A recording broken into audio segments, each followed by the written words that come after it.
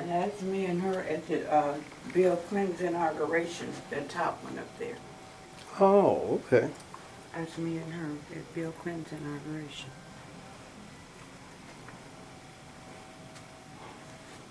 Are these some of her, That's me and my brother. That's my brother Doyle, and that's me. We graduated from high school.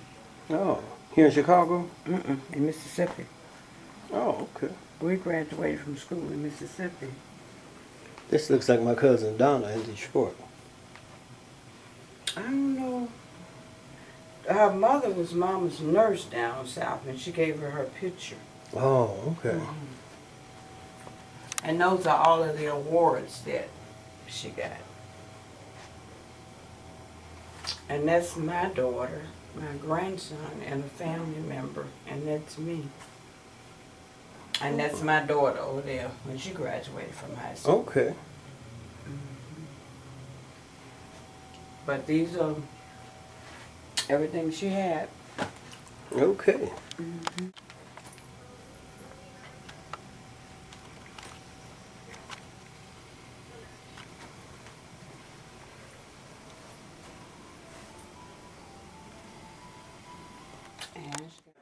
I am Jessie Davis Banks. I am the daughter of Lulu Kyles and John Henry Davis Jr. They always call my father Pat. That's what the family called him, Pat. Okay, my father had my father had 9 children by my mother. And after that, after she passed, then he married again and he reared 4 more, which was Dorothy, Tommy, John Henry Jr., and Marguerite. Now let's go back and tell you about how many sisters and brothers I had. Joseph, which was named after Uncle Breakfast. My sister Leora Craig Davis. B. Davis, she never did get married. And of course there were B. I think I mentioned it first. That was B. Then there was Johnny Mae, Willie, Ethel, Walter, Rosalie, and of course, yours truly, which is Jessie. We came up knowing that Grandpapa Davis, Frank Davis, that's my granddaddy, and he said that he was a slave, and he came to Mississippi from Kentucky. I never did know Grandmama Ada, because that was my grandfather's wife, and of course they made Ada my grandmother. But anyway, Grandpapa Frank Davis, after he got sick, he came and lived with my daddy, and that's where he died. But let me tell you about him. Grandpapa Frank was a very business-looking person. And of course, you couldn't tell him you couldn't tell him from a white man. And maybe I shouldn't use the word white, maybe I should use Caucasian. You couldn't tell him from a Caucasian. Had that kind of hair and everything, very studious. And after he got sick, as I said, he came and lived with us. Then we visited Aunt Arbor quite a bit. Particularly to me, Aunt Arbor and my daddy was very close. Aunt Arbor, Aunt Dee, Uncle Doc, there was 4 of them. And those were Ada and Frank's children. And after my grandmother died, then my grandfather married again. I never did know who she was, but anyway, from that group came Uncle Jeff, Uncle Will, Joseph, we call him Uncle Breakfast, and Will. And they had a sister named Evan. And Evan had a daughter. And Uncle Jeff reared this daughter after his sister passed. And this girl is still living. I think she's living in Moneysville, but I'm not too sure. Then there were Uncle Will, Uncle Doc's children. Okay, goes to Bennett. Benny, he goes to Benny now. We always call him Benny. And there were Minnie. He had a daughter named Minnie. And he had a daughter named Beatrice. I'm talking about Uncle Doc now. Now, was that Uncle Doc, or did Uncle Doc have a son named Frank? Okay, so Uncle Doc had a son named Frank. Uncle Doc had a son named Frank. And Frank married Caledonia. Right. And Frank and Caledonia had 14 kids. And Benny was one of the 14. Right. So it was Benny, Patty, Mamie, Sylvester, Joe. I didn't bring it all with me. Anyway, let me see here. Joe, Sarah, Ann, John, Minnie, Velma, Willie, Frank, David, and Odessa. That's right. Okay. Those were the Doc's. Right.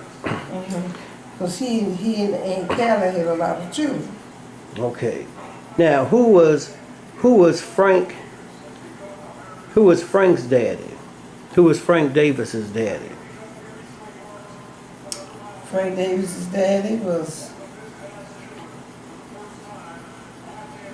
I think Frank, let me think now just a minute. Frank Davis's daddy must have been Will. Wait a minute. Now, the Frank I'm talking about, Frank who was married to Ida Mae, Grandma Arby's mama and daddy. Who was Frank's father? Who was Arby, John, Joseph, Jeff, Frank, and Wills? Who was their grandfather? Their grandfather was Frank, my grandfather. It was Jefferson Davis. Right, Jefferson Davis. That's right, Jefferson Davis. All right, so Jefferson Davis had at least one son that we know of, and that was Frank. Okay, and that's the Frank you said was a business-like looking man, light-skinned, almost looking Caucasian, good hair, very business-like. Right. And he married Ida Mae. And then they had Arby, John, Joseph, Jeff, Frank, and Will. That was your grandfather? That was his great-grandfather. That was her great-grandfather. But he was my grandfather. No, Frank was your grandfather. He was my grandfather. Right. That's one that I told you like Caucasian. You just very, very studious. And that was my daddy's father. See? Now, my daddy's father, like I said, was named Frank. And his mother was named Ada, as I mentioned that. Okay, now what can you tell me about the Stansberries? What can you tell me about Jordan Stansberry? Okay. I only thing I know about the Stansberry is this. He had a brother named, I believe I'm reading it, let me think about it. The Stanberry married Miss Bertha Stanberry. She married Miss Bertha Patterson. And of course, they lived not too far from where we live there in Chula. His name was Irish Stanberry. I know he would come to it. Irish Stanberry was George Stanberry's brother. Okay, it was Jordan Stansberry's brother. Mm-hmm. Okay. His name was Irish Stanberry. How do you spell it? Are you saying Ira? Are you saying IRA, Ira? IRA. I think that's the way they spell it. But anyway, that was Irish Stanberry. Do you know who Jordan's mother and father were? No, I didn't know them. I didn't know who their mother and father was. And I knew Irish Stanberry because Irish Stanberry had a niece that lived in Chula. And her name was Freddie Bell Stanberry. She never did get married. She was an educator. Freddie Bell. Marty, you know Freddie Bell, didn't you? Mm-hmm. Freddie Bell Stanberry.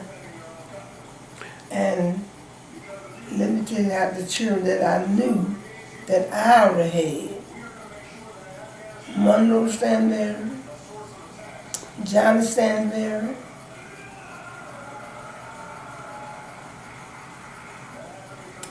I can't think of that daughter. They had a daughter too. But anyway, Irish Stanberry, excuse me, Lonnie Stanberry, Monroe Stanberry, those were Irish Stanberry's children. Okay. Now, to your knowledge, did Jordan have any other brothers or sisters? No, I didn't. But I used to hear them talk about it, but no, I didn't know. One thing I knew was Ira Stanberry because he married Miss Bertha Stanberry. Married Miss Bertha, she was a Patterson. Okay. And they were born in Lexington? Was Jordan born in Lexington, to your knowledge, or? As far as I know, they were born out from Lexington, kind of in the rural area. And they moved to Chula. They know that they moved to the McGee's place. And that's where I met them at the Mount Zion community there in Howard, a little place called Howard. Okay. Is there anything else that you would like to tell us?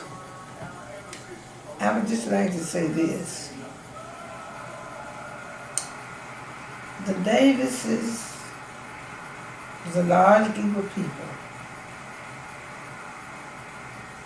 And I was thinking about Uncle Will. See, my brother was named for him. Joseph. My brother Joseph, which was the oldest, he was named for Uncle Breakfast. They all had a tendency to name the children after some part of the family. and I just could go down the line and think about there were A.D. And that A.D., that was Papa's sister. And she had children, the black ones. And they were soft-boned people. And every time they would fall, the bone would break. But there was one or two was real educated. And of course, Now, who married the black man? I mean, how? A.D. Okay, that was Grandma Arby's sister. Yeah, and my dad's sister too is AD. Okay. Do you have one AD? Well, I got it on the video. AD. Okay, it's Aunt D married, she married a A black black one. one. Uh-huh. Okay. And they lived in Lexington. And their father, AD's children, father was a minister. And I can remember 2 or 3 of her children. She had one child was named, I'm trying to think of this child's name, I can't think of it now. But anyway, she had 3 children, and she moved to Canton, Mississippi. That's where Indy moved. And see, my daddy, Pat, yes, everybody call him Pat, my daddy would always visit Indy, and Indy was kind of puny-like. And she would always depend on Papa bringing her something off the farm, because we farmed. We raised quite a bit on the farm. So now you grew up in what part of the Mississippi? I grew up in Chula, In Mississippi. Chula. Okay. I was born in Mississippi April 7, 1921. I went to school at Chula Elementary School. And it is something that's a part of history, I guess. I finished high school. Then I got married. And after I got married, I never did stop reading and studying and so forth. So when the children finished, I decided to go back to school. So my son and I had classes together at Mississippi Valley State University. Okay. I finished there, and I left after I finished Mississippi Valley State, got my BS degree there. And then I went to a university in Hattiesburg, and that's where I maintained a reading certificate. And I taught school there at Chula Tenant Center at that time, but down through time they changed the name to S.P. Marshall. So I taught school there 28 years, and I guess what made me want to go in, I don't like to use the word possible, what made me want to help my people in my community, I would be they would always ask me, if I run for an office, would you be my manager? And I said, yes, I will, and I would, and they would be elected. So one day I said to myself, I said, since I'm getting all these people elected, now it's time for me to try. So when I tried the very first time, I won as an alderman.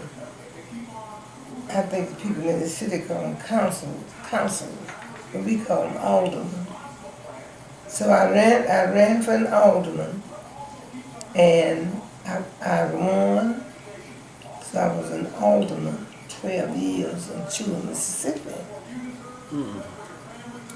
And I taught school 28 years at S.P. Marshall High School as a 5th grade teacher. And after that, after I retired from teaching, then we had an opening for the election of a mayor.